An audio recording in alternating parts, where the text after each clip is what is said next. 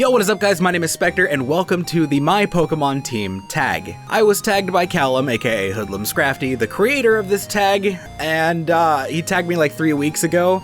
I probably should have done this a lot sooner, but you know, I mean, stuff happens, I guess. By the way, I got a new green screen, so I'm gonna be using that during this video. I hope you enjoy. But the point of this tag is to talk about what it would be like if you were like a character in the Pokemon games. I'm pretty sure. I think that's how it, I don't know. Now, a bunch of people have already done this because, again, I'm late. Callum based his whole thing around his entire YouTube persona, while people like Ace Trainer Liam just went with the Pokemon that they use most often in competitive battle, which is fine. For my team, though, I think if I was going to be a Pokemon trainer in the Pokemon games, I would want my team to kind of represent significant points in my journey as a Pokemon player. Now, this tag consists of 4 questions, the first 3 which are pretty easy, and then the 4th, which is like the meat of the video. So, question number 1. What would your trainer class be? I think I'm gonna go with the Pokemaniac. Unlike the Pokefan NPC, Pokemaniacs are absolutely nuts about Pokemon, to the point that a lot of their in-game art shows them trying to dress as Pokemon. The problem here is that the full art for the Pokemaniac NPC is trying to dress like a Charizard, and that doesn't fly here. So I did a bit of editing, and let me introduce you to the Pokemaniac that's trying to dress like a Feraligatr because it has a similar lower body. With that out of the way, 2 and 3 can kind of be combined into the same thing, honestly. How many Pokemon would you have, and why did you choose the number of Pokemon you chose? Now, I personally, like pretty much everybody else, went with 6 because, I mean, why would you not want a full team of Pokemon? That's more friends for you to have, more Pokemon for you to battle with and hang out with and share your reasonings behind choosing them. So 6. And the meat of the video, which is number 4, which Pokemon are on your team and why did you choose those Pokemon? Now, like I said, I chose Pokemon that have marked significant events in the time of me playing Pokemon, which is like freaking 17, I think almost 18 years actually. But since they do mark significant times throughout me playing Pokemon, we're gonna go in chronological order as to why I picked them, or why I picked them, but then chronologically, you know what I mean, fuck it. So the first Pokemon on my team would be Typhlosion. Now, I've said in previous videos that yes, I have played since Generation 1, but the first games that I owned were one of the Generation 2 games, which was Pokemon Gold. And like most 7-year-olds, I picked the fire starter, Cyndaquil. I do absolutely love all the Johto starters, but Cyndaquil, I don't know, it's just, it has a lot of nostalgia with me. Because it was the first one I picked and the one that I played through with the most, it just, I don't know, man, it's got I have a soft spot for it. It's not necessarily my favorite of any starter, but it is the first that I ever hand chose on my own game. And for that, it's really special to me, so there's our first slot. My second slot will actually surprise a lot of you because I don't think I've ever mentioned it in the entirety of any video on my channel. Steelix. And I'm sure a lot of you are like, wait, what? Why Steelix? I don't understand. Well, again, like most kids, I used to collect Pokemon cards. Also, like most kids back in the day, I had no idea how to play the game. And while I had a ton of cards as a kid, like I'm talking stacks as tall as I was back in the day, or I mean, granted I was 7, so I was kind of short, but you know, I mean, that's still pretty tall. There was always one card that stuck out in my mind that I took everywhere I went, so it's a little dinged up, but it was just my favorite card out of like any that I had, and that was a holographic Steelix. Thanks to my grandma keeping a binder of a bunch of my old Pokemon cards, I actually still have it. I really don't fully understand why the card was so special to me. Maybe it was because Steelix was one of the first Steel-type Pokemon, and so having a card of such a rare type was a pretty big deal back in the day, or maybe it's because it's a holographic card. I have no idea. Regardless, thanks to that card, Steelix has always stuck out in my mind when it comes to Steel types in general. When I think Steel types, I immediately think Steelix. And I can honestly say that Steelix is probably my favorite, if not just one of my favorite Steel type Pokemon. So it's definitely deserving of my second slot. Moving all the way to the days of Gen 4, we have Drifloon in the 3rd slot. And yes, that is Drifloon, not Drifblim, because as much as I would love to have it evolve, there is a reason that it is just a Drifloon. It was about the time of Generation 4 that I started to realize that Pokemon wasn't just something that I liked because I was a kid, but that it was a passion of mine,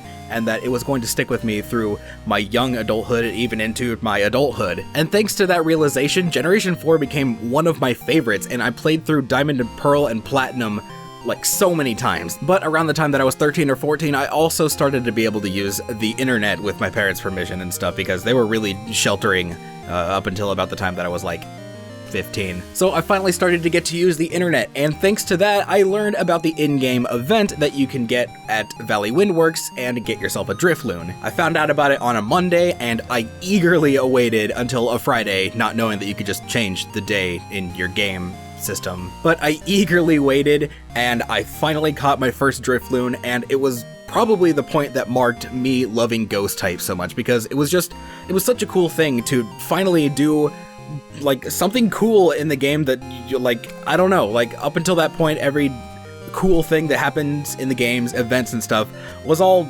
fake rumors that you hear on the playground for me. So when it was finally true and I actually did it, it was an awesome experience for me. So not only did Drifloon mark one of the first times that I had ever gotten to experience an in-game event and started my love for ghost types, but it was also about the time that I unlocked the national dex that I realized that Drifloon is number 425 in the Pokedex, which is really cool for me because my birthday is April 25th, meaning 425. Unless you go by the way that pretty much every other country does it, where the day comes before the month, then it'd be 254, which is Septile, so but this is America, damn it. So yeah, our third spot goes to Drifloon. My fourth slot goes to the very first shiny that I ever got via my own efforts, Gourgeist. And of course this slot goes to shiny Gourgeist. So of course Gourgeist made an appearance in my top 20 favorite Pokemon videos, which I need to update because my opinions have changed a whole lot. But Gourgeist is one of the Pokemon that hasn't changed. I absolutely love Gourgeist, to the point that honestly I wouldn't even mind it if it like acted as a second mascot for me. Gourgeist is just so cool, and Pumpkaboo is freaking adorable, and their shiny is purple. Purple, like I'm not wearing any purple, but I mean, if you look at all the other stuff on my channel, lots of purple. My mascot, purple. Like, I love purple, so I mean, it was a given. But because it was the first shiny that I ever got thanks to my own efforts in Mizuta breeding, it deserves this spot, for sure. And please note that it is my first shiny that I ever got via my own efforts. I had gotten shinies on ROMs and stuff in the past, but I don't know, I don't really count shinies on ROMs as like real shinies because I can't like go and show it off to my friends. Like I can't like grab my 3DS and go show it because it's stuck on the computer on essentially a simulated version of the game. So yeah, first legit shiny that I could go show off to my friends and stuff, Gourgeist. Freaking love it.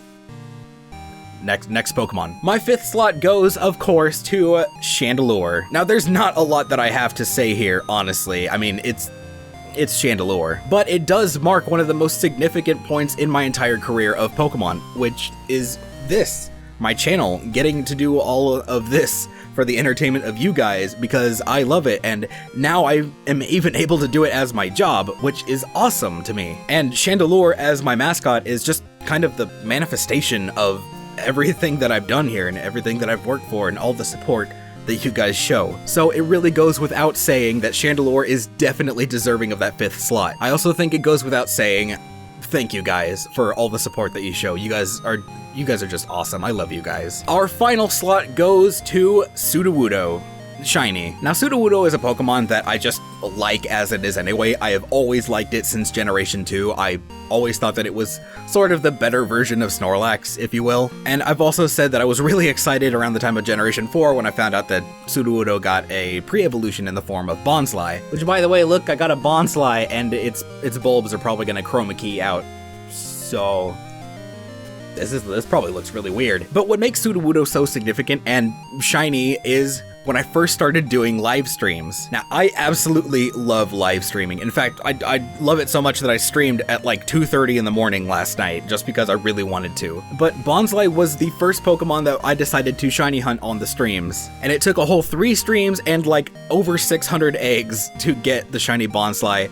And I was ecstatic. Like, I'll play the clip right now. But yeah, snakes are maximum unbueno. Literally, Oh my god! Yo! Yes!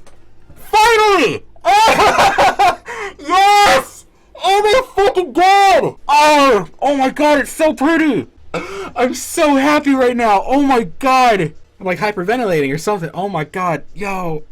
Needless to say, I was pretty happy, and that's because I love Bonsly and Sudowoodo. So with this slot, even though it technically should go to Bonsly, I decided to evolve it to Sudowoodo because, I mean, you know, like, I also just like Sudowoodo anyway. And there you have it. That is my Pokemon team. Now, as per the rules of the tag, I am supposed to tag 3 people, and so I'm going to tag. Okay, so I actually have to record this the day before that this goes up because the two of the 3 people that I tagged already got tagged and or already did it in the time since I recorded this video.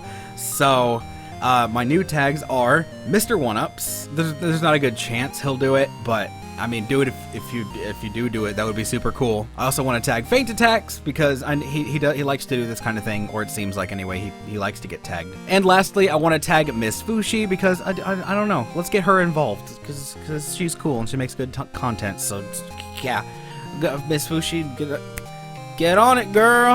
And yeah, well, let's get back to the stuff that I recorded previously. So yeah. If you guys enjoyed, please be sure to leave a like and subscribe if you're new here. Be sure to leave a comment below telling me about what it would be like if you were an NPC, what team would you have, and what type of NPC would you be. That's all for today, so until next time, this has been Speqtor in front of a green screen, and as always, oh shit, I smacked my mic.